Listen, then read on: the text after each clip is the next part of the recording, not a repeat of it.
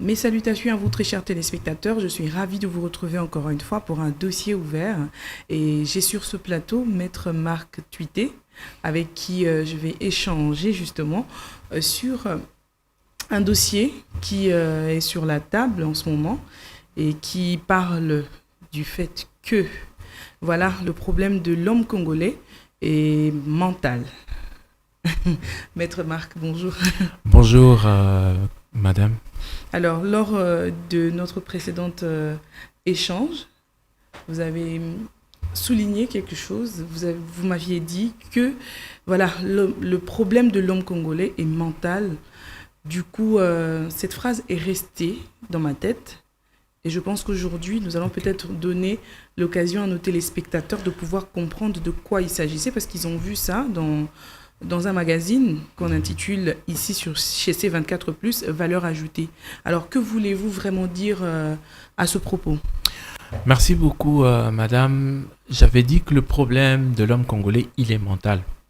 Pourquoi ? Parce que dans le processus de développement, dans le processus où l'homme veut s'accomplir, il y a plusieurs aspects des choses. Et lorsque nous étudions le problème qui est en train de gangréner la société congolaise, c'est plutôt un problème qui réside au niveau mental. Et lorsque je parle du niveau mental des choses, je ne parle pas à la dérive ou je sais pas à la folie ou je sais pas à quoi. Oui, parce que voilà, on se pose la question. Exactement. Beaucoup de gens nous ont posé la question, pourquoi il dit que le problème de l'homme congolais, il est mental ? Oui. Pourquoi ? Parce que quand on parle de l'aspect mental de choses, dans ce sens-là, on était en train de voir, à vouloir aborder l'aspect instructionnel, c'est-à-dire par rapport à l'instruction, qui est un peu différent de l'éducation. Nous allons aussi aborder l'aspect identitaire. Vous voyez, le mental est constitué de l'instruction. Oui. Il y a l'aspect... comme on l'a dit aussi, l'aspect identitaire. Et la troisième de choses, la plus grande, c'est l'aspect des valeurs. Ce sont les valeurs, oui. Et à cause de ces trois choses, le mental du Congolais n'est vraiment pas stable. Nous allons paraphraser ça. Ok. Vous avez parlé de l'identité. Oui. Vous avez parlé de l'instruction. Oui. Et des valeurs. Et des valeurs. Oui. Et... je pense que je vais vous laisser le temps de pouvoir les expliquer parce que je veux bien que nos chers téléspectateurs comprennent. Vous avez parlé d'identité, vous avez parlé de l'instruction, vous avez parlé des valeurs. Alors, si vous pouvez développer maintenant. Aujourd'hui, madame, vous allez vous rendre compte que même nos parents, nos grands-parents, à l'époque où ils étaient en train d'étudier, même à l'école, on forgeait à ce que l'enfant ait une identité. Ça faisait partie de son éducation. Mais au fil des ans, cette identité est en train de se perdre. Nous voyons aujourd'hui, même lorsque nous sommes engagés quelque part, nous voulons travailler quelque part, nous sommes en politique, nous sommes dans l'aspect spirituel ou religieux, nous allons dans l'aspect social des choses, le Congolais n'arrive pas à se situer. Le Congolais n'a pas une identité propre quand nous entrons dans chacun de ces domaines. Et ce pourquoi ? Parce que depuis un certain temps, on n'a pas eu à être formé, à être préparé pour forger une identité. Du coup, on prend les identités qu'on est en train de colporter ça et là. C'est comme ça qu'il y a eu beaucoup de vagues. Vous allez vous rendre compte qu'à un certain moment, lorsque, par exemple, il y a un phénomène qui sort aux États-Unis, et tout de suite, ça devient une culture ici, ainsi de suite. Nous en prenons, ça nous mène à un temps. Et puis à un moment, vous sentez que les gens commencent encore à chercher une autre identité pour s'affirmer et continuer. C'est dans le sens où j'ai parlé de l'identité, nous allons entrer vraiment beaucoup plus en détail. J'ai parlé de l'instruction. L'instruction, c'est différent de l'éducation. On peut être bien éduqué. On a fait des bonnes écoles. On a fait des universités. On a des PhD. Mais lorsque le niveau d'instruction est bas, c'est-à-dire le niveau de connaissance et de compréhension, l'intelligence que l'on a à l'école est vraiment différente de l'intelligence que l'on doit avoir dans la vie pratique. Et l'intelligence dans la vie pratique vient de l'instruction. Ok. Et l'instruction, c'est une partie de l'éducation parce que l'instruction n'est pas seulement à l'école, mais l'instruction, c'est dans nos familles. L'instruction, c'est à l'église. L'instruction, c'est dans le milieu que nous sommes en train d'aborder, et ainsi de suite. Alors, le niveau instructionnel du Congolais dans les 20 dernières années était en train de baisser et continue à baisser. Ok. Et ce niveau instructionnel qui est en train de baisser est en train de constituer un très grand frein au développement. Comme un caractère qui avale tout le monde. Exactement. Alors, la crainte que j'ai personnellement, c'est comme ça que même dans Valeur Ajoutée, j'avais parlé du problème qui était mental. Et la crainte que j'ai, c'est que dans les 10 prochaines années, que l'on se retrouve totalement acculturé, totalement englouti, où on ne sait exactement pas là où nous allons. La troisième des choses que nous allons essayer un peu d'approfondir, c'est par rapport aux valeurs. Les valeurs, ce sont des règles, les principes qui font en sorte que notre personnalité soit bâtie, notre singularité. Aujourd'hui, Madame Karine n'est pas seulement ce que nous voyons physiquement, mais plus ses valeurs. Ok. C'est ce qui vous définit exactement. Et ces règles-là, ces principes-là qui font votre vie. Dans les valeurs, nous allons noter les valeurs relatives ainsi que les valeurs absolues. C'est ce qui nous différencie un individu à un autre. Alors, les valeurs sont comme une sorte de leitmotiv. C'est ce qui fait que nous ayons un but dans la vie. C'est ce qui fait que nous ayons de quoi s'accrocher, une vision, un rêve. Tout part des valeurs que nous avons. C'est ce qui fait que nous puissions bâtir des principes qui feront notre personnalité. C'est ce qui fait qu'aujourd'hui, même si on doit prendre tous les citoyens du monde, les mettre en un seul endroit, on saura distinguer le Congolais, c'est de par ses valeurs. Ses valeurs. Alors, maître, après avoir tout expliqué, en long et en large, vous avez donné plein de détails. Alors, comment former une identité, justement? Exactement. L'identité se forme à pratiquement 3 niveaux. L'identité se forme premièrement au niveau familial. Oui.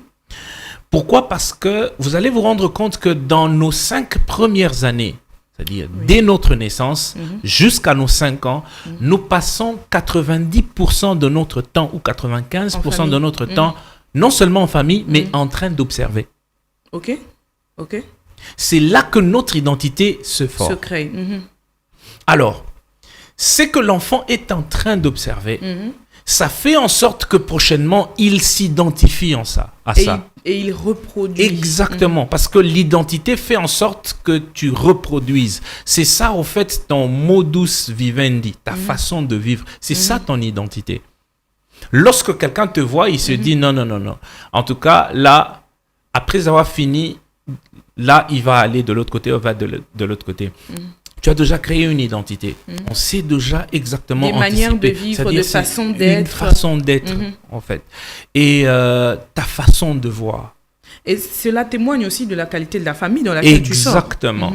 Ça témoigne de la qualité de la famille. C'est-à-dire, le premier niveau, la première dimension qui permet de forger notre identité, c'est d'abord notre famille, nos familles.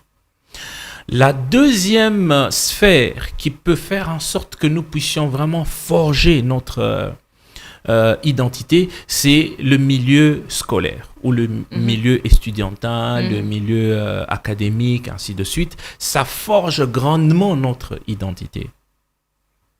Alors, beaucoup de gens aujourd'hui sont en train de négliger cet aspect de choses. C'est pourquoi vous allez vous rendre compte, mais même dans l'ancien temps, même ceux qui étaient nos enseignants, je me rappelle, même quand on était à l'école primaire, début maternelle, secondaire, vous allez vous rendre compte que même l'enseignant avait une certaine éthique. Même son habillement, exactement, la façon dont il doit se tenir, exactement. Pourquoi? Parce que il est en soi en train d'implémenter, non seulement avant d'être un exemple, il implémente inconsciemment une identité. D'accord. C'est comme ça que vous allez voir, il y a d'autres personnes qui ont pris certaines réactions de leurs enseignants. Ok. La façon de voir de leurs enseignants, la façon de répondre de leurs enseignants. Ah, j'aimais beaucoup, même son accent, même les réactions, même le gestuel. Pourquoi? Parce que l'enseignant en lui seul incarne une identité. Une identité. Et la troisième grande sphère qui forge une identité, c'est l'Église. Ok. Beaucoup de gens pensent que c'est le milieu, l'environnement que l'on a vécu. Non. L'environnement influence, mais pas vraiment beaucoup. C'est pas comme ces trois dimensions-là. J'ai dit la famille, l'école, ainsi que l'Église. Okay. Aujourd'hui, vous allez vous rendre compte que tous nous entrons dans des églises, peu importe sa religion, mais tous, on a quand même un endroit où on va se recueillir. Oui. Et nous allons, là où nous allons pour nous recueillir spirituellement, ça forge notre identité. C'est comme ça que vous allez remarquer, même les gens dans une même communauté, ils ont tendance à agir de la même façon. Oui. Pourquoi? Parce et de prier de la même manière. Excusez-moi, je suis chrétien pentecôtiste et même quand vous entendez leur parler en langue, il y a des similitudes. Des liaisons. C'est-à-dire ils ont forgé une identité commune liée à leur père spirituel. À leur père spirituel, oui. Alors, ce sont les trois sphères qui peuvent forger une identité. Et moi, je me dis comment forger une identité aujourd'hui. Les parents congolais, les instructeurs congolais, c'est-à-dire les enseignants, le corps, le ministère de l'enseignement et ainsi de suite, doit tenir compte de ces valeurs-là parce que les enseignants ne transmettent pas seulement la connaissance scientifique, mais il y a une identité qui est en train de se communiquer. La preuve en est que c'est qu'il y a des enfants à la maternelle, tout comme à l'école primaire, à qui, quand on dit qu'on ne dit pas par exemple, la table, l'enfant se fâche et insiste du fait que la maîtresse ou le maître avait dit qu'on dit le table. Exactement. C'est-à-dire, même si c'est une erreur, donc l'enfant a gobé et accepté ça comme ça ne peut pas changer. Exactement. Alors, c'est comment forger l'identité? Je pense que nous devons revoir ces trois structures. C'est comme ça que même l'État, le gouvernement congolais ne doit pas vraiment négliger ces trois structures. La famille, l'école ainsi que l'Église. Ce sont des structures que l'État doit accompagner et se rassurer que l'identité qui est en train d'être transmise, c'est vraiment une identité adéquate et qui va propulser le développement. C'est comme ça que vous allez vous rendre compte. Aujourd'hui, il y a des gens, vous demandez, elle vient d'obtenir son bac, son diplôme. Vous lui demandez, mais qu'est-ce que tu veux faire à l'université? Elle te dit, je ne sais pas. Il n'arrive pas à faire le choix parce que tout a été biaisé dès le départ. Exactement. Et pourtant, ce sont des choix qui devaient se parler déjà depuis secondaire. Exactement, c'est la famille. Non, voilà, on a détecté les qualités, le ceci, l'enfant peut facilement. Telle ou telle autre chose. Voilà, l'enfant peut facilement. Et vous allez vous rendre compte, sous d'autres cieux, même quand les enfants grandissent, on leur cherche des jouets par rapport à une certaine personnalité. Parce qu'on s'est rendu compte que c'est ça son centre d'intérêt. Alors, si on forgeait une personnalité par rapport à son centre d'intérêt, on aura moins de problèmes et l'enfant va s'épanouir plus. C'est comme ça que les gens se demandent, non mais excusez-moi, je suis contre les problèmes de race ou de ceci. C'est comme ça que je ne cite pas. Mais vous allez voir une certaine catégorie des gens où d'autres disent, non, eux, ils sont plus intelligents que les autres et tout ça. Non, c'est pas ça. C'est juste qu'ils sont dans leur domaine, on va dire. Exactement. Et c'est une identité qui avait été déjà détectée, un chapeau, vraiment une casquette qui a été détectée depuis la famille et qui a eu plusieurs encouragements. Vous voyez, qui a été guidé, qui a été accompagné, orienté. C'est comme ça que sous d'autres cieux, vous allez voir déjà au niveau secondaire, il y a des conseillers d'orientation. Même au niveau secondaire. Bien sûr. Oui, il y a des conseillers d'orientation. Tout ça pour aider. Et on n'impose pas à l'enfant. Oui. Ah, qu'est-ce que tu as toujours voulu dans la vie et tout ça. Vous êtes d'accord avec moi que dans notre société congolaise, les parents imposent leur choix aux enfants. Ça, c'est un handicap très sérieux. C'est un handicap très sérieux, madame. Parce que l'enfant ne fait pas ce qu'il veut, mais l'enfant fait d'abord ce que papa ou maman a voulu. Et qui peut être soit en adéquation ou en inadéquation avec ses talents naturels. Ce qui fait qu'il va se retrouver après, il se dit, bon, de toutes les façons, j'avais fait ça. Il va se retrouver, après avoir étudié le droit, en train de peindre. Exactement, on se retrouve en train de peindre parce que, bon, de toutes les façons, quand on a chassé le naturel et il est revenu au galop. On revient tout à fait au galop. Alors, Je peux vous appeler coach, Oui. parce que vous êtes coach en développement Exactement, personnel. développement personnel. Alors, maître Marc, Oui. coach Marc, comment on peut faire pour élever le niveau d'instruction dans notre pays? Voilà. Le niveau d'instruction se relève dans un pays à cause de la connaissance. La base, c'est la connaissance. Ok. L'école nous donne les ABC de la connaissance. Maintenant, pour relever le niveau instructionnel, il faut relever le niveau de connaissance. Quand je parle du niveau de connaissance, je vois, aujourd'hui, je donne un exemple.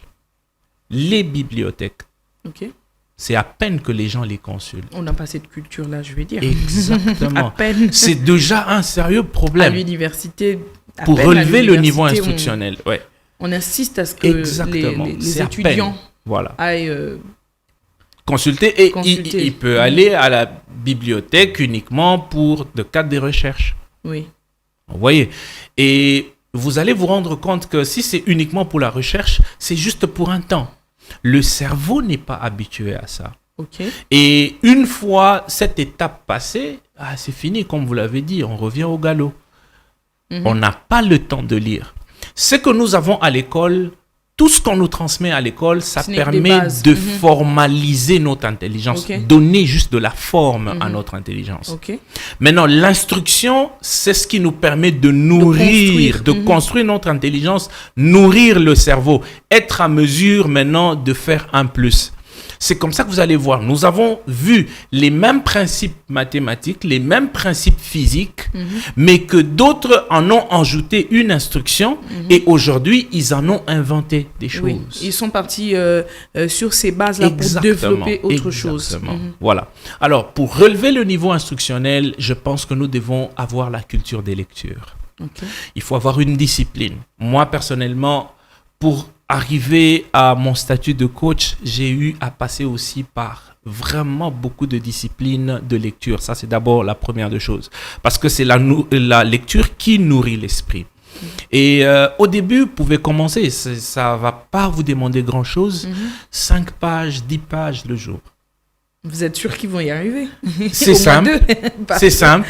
Au 5 moins à 2 10 par pages jour. le jour. Ou même 2 par jour, ça dépend. 2 par jour. Ne serait-ce Aujourd'hui, que 5 minutes de lecture. exactement, 5 minutes de lecture. Aujourd'hui, j'ai pratiquement, moi personnellement, j'ai 40 pages minimum le jour. Ok. Ouais, je fais de tout mon mieux, peu Comment importe ce avez-vous que je fait? fais. Comment avez-vous fait? Ah, ok. Comment Des j'ai petites fait? tactiques qui vont aider nos Exactement. téléspectateurs J'ai à s'y mettre aussi. exactement. J'ai un programme, une planification hebdomadaire. Ok. Chaque semaine. Et cette planification hebdomadaire, elle a un objectif. Il y a un objectif mensuel que je vais disséquer en semaine. Et en semaine, là, j'ai une planification et un horaire. Je sais que de telle heure à telle heure, je fais ça. De telle heure à telle heure, je dois faire ceci. De telle heure à telle heure, je dois faire ça. Et je regarde mes moments de détente. Ok. Je mets 40 minutes, je mets 50 minutes, je mets 1 heure, Une heure, de lecture. Parce que Ok. si on doit se dire, OK... Dans tes moments de détente, tu détermines un timing Exactement, précis précis. pour lequel tu te donnes à la lecture. à la lecture, Peu importe voilà. l'endroit. Peu importe l'endroit. Parce qu'aujourd'hui, avec le smartphone, Ok. aujourd'hui, beaucoup de gens se connectent, c'est juste réseaux sociaux et tout ça, mais c'est un outil très intéressant qui peut vous aider à lire. Justement. Ouais. Alors, j'avais une question. Oui. Je pense que ceux qui nous suivent aussi, peut-être se la posent. Oui. On peut avoir une bibliothèque dans le téléphone, Oui. surtout dans les smartphones. Exactement. On peut avoir une bibliothèque dans le téléphone. Oui. Alors, pour ceux qui n'arrivent pas à lire les livres, les écritures scientifiques, par Oui, exemple, en dur. des écritures scientifiques, je veux dire des livres scientifiques, Oui. à quoi est-ce qu'ils peuvent s'adonner pour maintenir cette instruction, pour maintenir la lecture? Exactement. Et aussi, il y a c'est bien de lire les livres scientifiques. Mais tous les auteurs n'ont pas seulement parlé science. Ok. Il y a développement personnel, Mhm. il y a religion, Ok. il y a management, il y a beaucoup de domaines. Parce que certaines personnes se sentent complexées. Exactement. Ils pensent que, voilà, quand on parle de lire, il faut seulement lire science. Non, non. Alors qu'on peut lire d'autres On choses. peut lire religion. Mhm. On commence par sa passion. Ok. Parce que si vous commencez avec un domaine dans lequel vous ne vous sentez pas à l'aise, vous n'allez c'est jamais lire. compliqué. Mhm. Vous n'allez jamais commencer. Mhm. Commencez avec ce qui vous passionne. Moi, j'ai pas commencé tout de suite avec développement personnel. J'ai pas commencé tout de suite avec leadership. J'ai commencé avec des romans. Ok. Ça peut vous surprendre, mais j'ai commencé avec des romans. C'est comme ça que la plupart des romans policiers, je les ai lus. Ok. Les romans avec auteurs congolais, en tout cas presque tous les romans, je sais pas, peut-être les romans actuels, mais je les ai lus. Les Amenga, avec tous ces titres, La pierre qui saigne, J'ai épousé une vierge, L'empreinte du destin. Oui, j'ai lu vraiment beaucoup de romans. J'ai commencé par ça parce que c'était une passion pour moi. Ok. Commencez avec ce qui vous passionne. Si ce sont des bandes dessinées, commencez avec une bande dessinée. Il n'y a pas de honte ni de mal à avoir ça. Ok. L'objectif, c'est implémenter une nouvelle culture, Une culture de la lecture. et en sorte que vous puissiez acquérir une connaissance. Ok. Nous avons des cerveaux vraiment malnutris, excusez-moi le terme. Oui, excusez-moi vraiment les Je vais termes. vous réinviter pour expliquer ça. Il n'y a pas de problème. Et lorsque le cerveau ne lit pas, il est en malformation. C'est Ok. comme le corps. Lorsque vous ne le nourrissez pas, madame, vous allez vous rendre compte qu'il y aura des malformations, vous serez malnutri et des problèmes, et ça peut même conduire à la fatalité. Ok. C'est pareil avec le cerveau. Vous voyez. Alors, aujourd'hui, l'école nous donne une discipline. C'est comme ça qu'à l'école, quand on nous enseigne, on nous réfère à des livres. C'est pour nous permettre d'avoir cette culture de lire. Ça, c'est Ok. de un. Des deux, à l'école, on nous apprend à pousser le développement plus loin. La C'est comme ça réflexion. qu'on nous demande des sujets de compréhension. Ok. L'enseignant a expliqué et il veut aussi que tu passes au tableau pour expliquer. C'est pour voir le niveau de compréhension, développer le niveau de compréhension. Il y a aussi la récapitulation. C'est ce qui fait que le cerveau intègre. Vous voyez, ça, ce sont les phases d'instruction. Mais les gens pensent que c'était juste la mathématique qu'on nous a enseigné, tout ça. Mais il y a de leçons de développement personnel qu'on nous donnait, mais qu'on n'arrivait pas à saisir. Ouais. Quand on rentre à la maison, on doit avoir le temps de récapituler, on Et aux doit avoir le humanités, temps c'était de plutôt lire. la dissertation. Exactement, On nous la apprenait dissertation, oui. à ouvrir notre esprit, à imaginer, à trouver des solutions. ainsi de suite. C'est comme ça que si vous avez du mal à revenir, vous avez déjà fini les études. Il y en a d'autres qui peuvent poser cette question. Vous pouvez faire C'est recours aussi à la simple. lecture. Comme Faites recours à la lecture. Une deuxième chose qui peut ouvrir votre sens de raisonnement, prenez un journal. Achetez un journal. Ok. C'est pas vraiment trop cher. Ok. Achetez-vous un journal, écrivez tout ce qui vous passe par la tête, s'il vous plaît, Ok. chers Écrire. téléspectateurs. D'accord. Les gens pensent que écrire, il faut être à mesure d'avoir des idées bien structurées et tout ça. Écrire un livre. C'est faux, toutes ces choses-là. On commence jamais comme ça. Ça Ok. arrive. Commencez Au par début, écrire ce qui vous passe écrivez par tout la ce tête. qui vous passe par la tête. D'accord. Ah, je me suis réveillé aujourd'hui à 4h50, je ne sais pas pourquoi. Tout ce qui vous passe par la tête. Vous allez vous rendre compte que demain, après-demain, il y aura une certaine forme. Ok. Et ainsi de suite, vous allez vous rendre compte que demain, vous serez capable de faire tout un chapitre bien structuré. Alors, maître, vous avez soulevé 3 principes, entre Oui. autres l'identité, l'instruction que nous venons d'aborder tout à l'heure. Oui. Et il reste Les encore valeurs. quelque chose, c'est les valeurs. Ouais. Comment et où puiser les valeurs? Voilà. Les valeurs, ça, c'est une question très, très primordiale. Et j'aimerais bien vraiment que nos téléspectateurs nous suivent vraiment avec attention parce que c'est ça même qui forge votre personnalité ainsi que votre caractère. Je pense que dans les jours à venir, on parlera de la personnalité, du caractère parce que ça se forge. Déjà, ne vous inquiétez pas parce que beaucoup de gens peuvent se dire non, écoutez, on a parlé d'instruction, on nous a dit oui, 2 choses. On nous a parlé de l'identité, mais j'ai pas vraiment des bonnes valeurs. C'est aussi apprenable, tout peut s'apprendre. Oui. Les valeurs, c'est ce que j'ai dit, ce sont des ensembles de règles qui forgent notre personnalité ainsi que notre caractère. Ok. Où puiser les valeurs? Premièrement, nous puisons nos valeurs chez nous, en famille. C'est comme ça que dans la famille, déjà, nous apprenons quelles sont les valeurs absolues ainsi que les valeurs relatives. Les valeurs absolues, ce sont des valeurs auxquelles, même quand quelqu'un y a dérogé, il n'y a pas de pitié pour ça. C'est comme ça que vous allez voir, même les parents, exactement, même les parents, en tout cas, c'est la chicote. Oui, parce que tu as fait ça, vraiment, ça se pardonne pas. Peu importe les explications que tu vas donner. Ça, c'est une valeur absolue. Rentrer tard, Une valeur, par exemple. bah oui, ça peut être une valeur absolue. Mais une valeur relative, c'est une valeur qui est sujet à compréhension. Quelqu'un peut expliquer, dire, ah, t'as de la chance, mais si demain tu refais ça, ça c'est une valeur relative. Ok. Voilà. Et j'anticipe, ça nous conduit même dans nos foyers. Et Ok. c'est même ce qui fait qu'aujourd'hui, on a beaucoup de problèmes dans les couples. Ok. Des fois, les gens se disputent, pas parce qu'ils s'entendent pas, mais parce qu'ils ont des problèmes dans les valeurs. Ce que l'autre prend comme valeur absolue, l'autre prend ça comme valeur relative. Relative. Et c'est ok. déjà un problème. Mhm. C'est que l'autre prend comme valeur relative, l'autre peut prendre ça comme valeur absolue. Absolu. Mhm. C'est comme qui dirait, quelqu'un peut glisser un petit mensonge et dit non, j'ai blagué, c'était juste un mensonge. Par contre, pour l'autre, mentir quand tu mens, pour lui, ça se pardonne pas. C'est C'est une un valeur. sujet qui... Exactement. Comment il peut me mentir? Comment est-ce qu'elle a osé? Même si c'est un petit mensonge. Exactement. Pourquoi? C'est une valeur absolue pour cette personne. C'est-à-dire, ça commence dans nos familles. Et il faut pas faire ça. Faut pas toucher à ça. Faut pas rentrer à cette heure. On voyait quand papa rentrait là, il avait quelle discipline? Ah, notre papa, il avait, quand il rentre à la maison, c'est soit plus la télé, les informations. Vous voyez que les enfants prendront aussi ces valeurs. Papa a un vont les langage adopter. facile. Exactement. Papa a un langage facile. L'enfant va prendre cette valeur. L'enfant aura aussi un langage facile.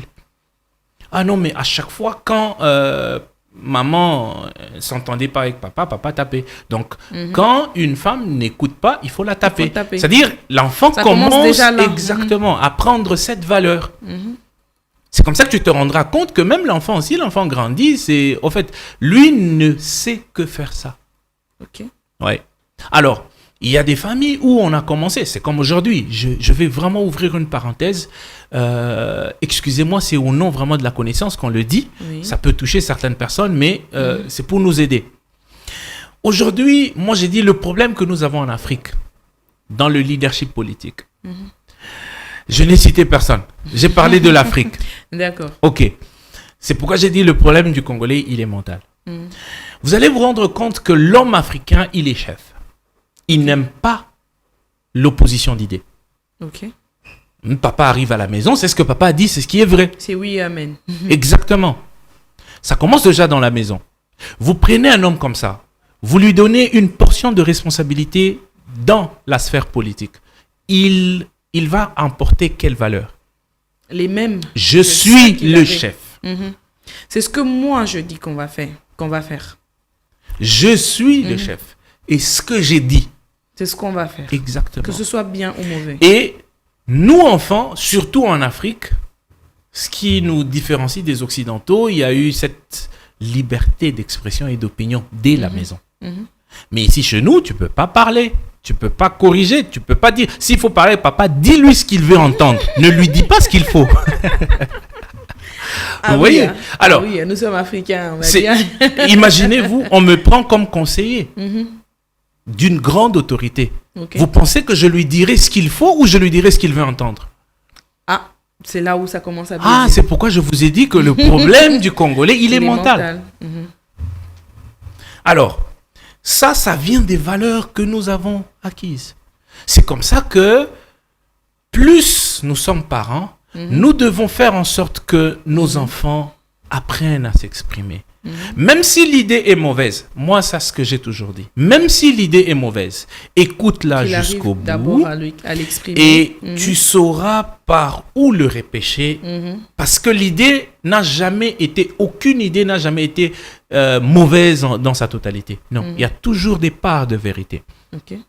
C'est comme ça que quand on faisait des formations sur le développement personnel à l'étranger, on nous disait qu'on peut acquérir de la sagesse même de la bouche d'un fou. Au départ, on ne comprenait pas, mais on commence à... Plus on se rend compte qu'aucune idée n'a jamais été fausse du début à la fin. Il y a toujours une portion de vérité dans ce que l'on apprend. Ah, ouais. Alors, si on commence déjà à développer ça dans nos familles, on se rend compte que même les enfants grandiront avec ça. L'enfant n'aura pas peur de son père, mais l'enfant va énormément respecter son papa. Et l'enfant dira ce qu'il faut. Il y aura ce choc d'idées-là. Oui, deux fois, l'enfant peut apporter une innovation à la maison. Vous comprenez? Et cet enfant, même si vous le prenez, vous le mettez dans la société, peu importe la portion de pouvoir, de responsabilité que vous allez lui donner, l'enfant ne va pas en abuser parce que ces valeurs déjà sont des valeurs qui sont en train de prôner le développement. Ok. Des deux, c'est l'école. Nous revenons encore à l'école. L'école nous apprend des valeurs. Avant, à notre époque, on avait un cours sur la morale. Oui. J'ai jamais oublié cette définition-là. L'art de faire le bien et d'éviter les mal. Ceux de ma génération, de ma série, ils vont se rappeler. C'était ça. J'ai jamais oublié. J'avais vu ça, je crois, en 3e ou en 4e primaire. Ok. Oui. C'est l'art de faire le bien et d'éviter les mal. Et c'est là qu'on nous apprenait, par exemple, quand tu trouves il y a une personne âgée dans le bus et que toi tu es jeune, il faut te tenir. Ce sont des valeurs qu'on nous inculquait. Vous voyez, lorsque tu trouves une femme enceinte, une personne en phase, une personne âgée, une personne vulnérable, tu dois t'arrêter, tu dois aider. C'est comme ça qu'avant, vous voyez, même des élèves, parfois, ils sortent de l'école, ils voient des personnes âgées venant du champ. Moi, je voyais ça, venant du champ avec beaucoup de brume de bois et tout ça. Non, en tout cas, est-ce que je peux vous aider? Tout ça, pourquoi? Parce que c'était des valeurs auxquelles on était attachés. C'était des valeurs qu'on nous avait inculquées. Aujourd'hui, par exemple, vous prenez un enfant qui évolue en France. Déjà, dès 3e, 4e primaire, ils ont ce qu'on appelle le bateau livre. Dans le bateau livre, c'est tout ce qu'il y a sur la morale ainsi que les valeurs. On commence par apprendre à l'enfant ses droits, ses devoirs, ainsi. Il y a tout. L'enfant connaît déjà c'est quoi la différence entre une contravention, une infraction et un crime. Ce qui fait que même quand il est sous la voie routière, c'est vrai qu'il ne connaît pas tout le droit, mais il sait exactement ce qu'il a fait et qu'est-ce qu'il faut. Et l'église. L'église, voilà. L'église aujourd'hui, je m'excuse, je suis aussi un religieux, un chef spirituel aussi. Mais l'église est en train d'aller vers la dérive, vous voyez. Il y a des valeurs que l'église devait nous apprendre, ce sont des valeurs spirituelles et des valeurs familiales. Mais aujourd'hui, nous ne voyons plus ces valeurs dans l'église. L'église n'encourage plus les valeurs qui vont propulser le développement. Et ça, c'est un problème. Donc, elles sont plutôt entrées en guerre entre elles. Exactement. Sur des opinions. Ah oui, mais des choses qui sont... Des opinions personnelles, on va dire. Qui n'ont vraiment aucune importance. Vous allez vous rendre compte que même nos chefs spirituels, nos leaders, nos pasteurs, ils se disent, ce sont mes fidèles. Ils peuvent pas, ils n'ont pas le droit d'aller, je sais pas où de faire. Alors qu'il suffit d'accepter l'opinion de l'autre et de le laisser exactement. Non, moi je suis plus que, vous voyez. Et c'est un peu ça. Et même ceux qui sont comme anciens, ils peuvent rien dire. Papa a dit, daddy a dit. Maître Marc, c'était un plaisir de vous avoir sur notre plateau. Le plaisir est vraiment partagé. Vous êtes coach en développement personnel. En développement personnel, leadership et business. Avez-vous des activités en cours? Oui, nous sommes en train de préparer des séries de formations parce qu'il y a un programme que nous voulons lancer. C'est un programme d'appui à la stabilité et à l'émergence de la RDC. Et là, nous allons prendre l'aspect mental. Oui, c'est déjà un programme qui est presque vers son terme et que nous allons lancer. Il y aura vraiment beaucoup d'activités qui vont faire en sorte que nous puissions contribuer au développement de ces pays. Alors, comment faire pour vous joindre? Oui, quelqu'un voudrait un coaching personnel. Un coaching personnel, on peut nous contacter au plus 243 97 309 0066 plus 243 97 309 0066. C'est en même temps le WhatsApp et nous allons vous donner les adresses de nos bureaux et ainsi de suite et toutes les informations dont vous aurez besoin. En tout cas, Maître Marc, merci beaucoup. C'est moi qui vous remercie. J'espère vous retrouver très prochainement. Oui, très prochainement. Pour un sujet que vous avez développé tout à l'heure et pendant notre échange. Sans problème, nous serons là. Nous gardons ça, très chers téléspectateurs. Nous vous disons au revoir et très prochainement pour un nouveau numéro de Dossier ouvert.